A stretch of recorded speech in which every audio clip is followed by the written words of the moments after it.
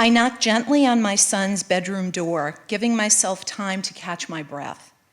It's 6:30 in the morning, and I've been racing to this moment since my husband's phone call when I landed at LaGuardia a half hour before.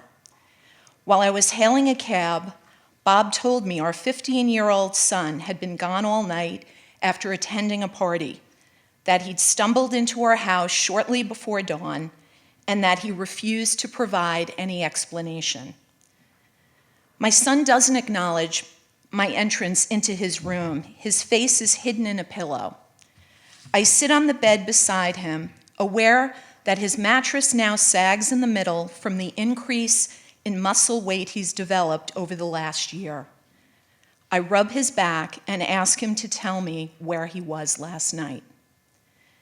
He rolls off his bed and sits facing me in his desk chair. He lets me hold one of his hands, but shakes his head in response to each of my questions. I ask finally if his disappearance involves a relationship with a girl or a guy. He lets go of my hand and he sobs, shoulders shaking. In a muffled voice, he replies, "A guy. I was afraid to tell you, but I think I'm gay."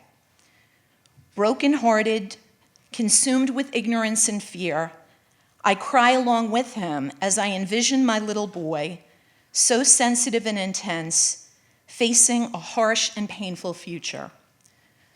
No white picket fence, no wife and family, no grandchildren. A future unlike ours, a ticket to the unknown where he will surely be alone and unhappy, with limited prospects for love.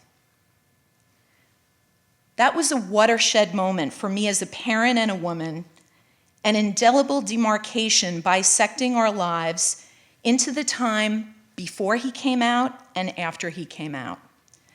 I wish I could say today that I said all the right things that morning, but I didn't.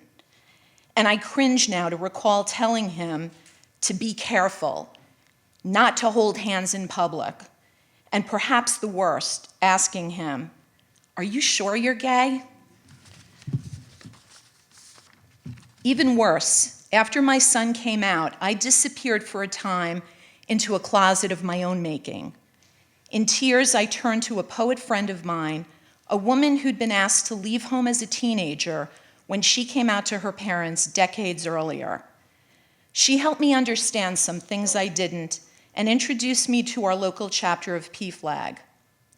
Yet even before I found my people, parents, family, and allies advocating, gaining knowledge, supporting their LGBTQ loved ones, my son reassured me by saying, "I'm still the same person, and it's only a part of who I am.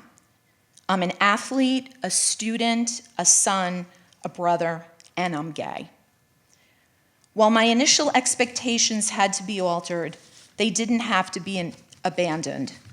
My son and I and our family are out in the world, and he's living a life that far exceeds my expectations.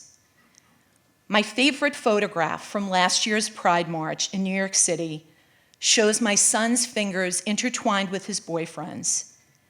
They are surrounded by family and friends in front of 2 million spectators, marching together down Fifth Avenue, looking fearless and happy and in love.